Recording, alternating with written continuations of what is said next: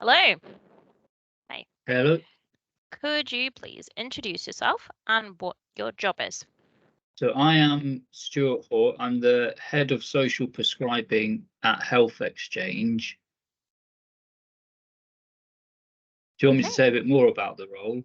Yeah, what do you do? What are some of the aspects of your day-to-day job? So my role involves overseeing the strategic and operational development of the social prescribing service. And we have roughly 35 members of staff who either do social prescribing or they support in other ways, such as health and wellbeing coaching, care Oh, cool. coordination, or in operational roles. And so my role is to make sure those staff are supported to have what they need in order to support patients. But there's broader aspects around reporting into NHS bodies, Mhm. making sure we are aligning with key NHS priorities, and ultimately making sure we're improving the lives of the people that we support. Absolutely. Thank you. So, what sort of entry requirements are there for a staff member that you might recruit to do social prescribing? Really, what we look for are people skills. So, social prescribers can't help patients if they can't communicate, empathize, and support them. So, we really just value people oriented staff, and it helps if staff have health experience, if they've got an understanding of care or social care, but Yeah, ultimately it's about whether they can guide other people through a journey of self-improvement or self-discovery. fantastic. And what are some of your values? What inspires you to do the job you do? For me, I am motivated by addressing health inequalities. So I grew up in an area where there was quite pronounced health Mm, inequalities, and generally that looks like um, in a lot of urban areas you can have people who may be excluded or may not engage with health of course, yeah. services, and they live amongst more affluent communities where health provision is more accessible. And I want to live in a society where everybody has access to health, Of but course. more importantly, the determinants of their health are not making them live unhealthy lives. So their housing is in a way where Mm, their health hmm. isn't compromised, their employment is conducive to health, and they live in social environments where their health isn't compromised there. So Yeah. that's what motivates me. And I think Hmm. having a staff team who share that vision means we can really work together to not just support people on an individual basis, Yeah. but address some of those structural barriers that are in the health sector. Well, there's the hope that we can all do that, right? Yeah. That'd be awesome. Okay.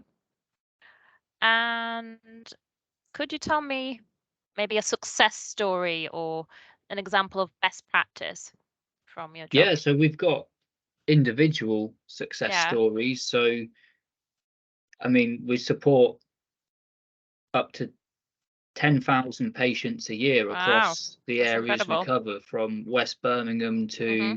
um, to Rugby, so Yeah. Coventry and Warwickshire area. And the staff are constantly sharing case studies around how they've worked with a patient who predominantly may have mental health or Hmm. anxiety, and then they meet with them and they disclose other issues as well. And it's a bit like peeling back the onion. Yeah. So there could be um, loneliness there, and Mhm. so staff will refer them to a befriending service. So the staff, they do that day in, day out.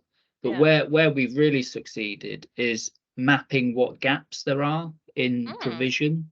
So for interesting. instance, in North Warwickshire, in some of the rural areas, Hmm. there is poor transport infrastructure, and we've worked with community transport providers to address that. So we've put a forum together of community organisations. Oh, They've that's said really transport ingenious. links, Yeah. yeah, are lacking. So we've Hmm. then put that together.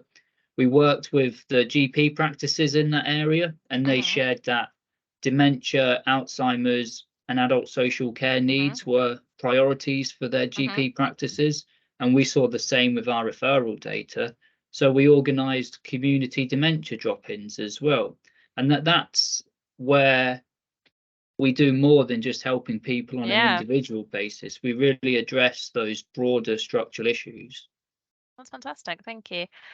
I think my last question would be, what were some of the challenges that you might have experienced at any point in your job, and what did you learn from that?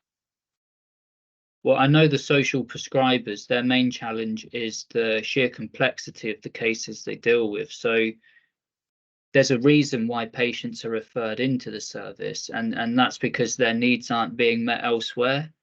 But what that means is we're dealing with people that have needs that are either too complex for some of the more general support, or they're not clinical enough for clinical support. And that means it takes a lot of time to give people the support they really need. And our social prescribers can have caseloads of up to 70 people. The NHS recommends that social prescribers support 270 people a year. So you can imagine if you've got that in one kind of list, it can seem like a never-ending task, which it is. There's always more patients to help. So that's the main challenge that the staff face. In terms of the broader management, we have quite a high turnover in social prescribing because I think some people see it as a stepping stone to other roles. Other people, they, find it challenging. I think you have to be very gritty and resilient to work in this space. And there's also a lot of roles out there, so people can move around the sector fairly quickly because of how increasingly like common the roles are becoming. So that's quite a challenge for running a social prescribing service.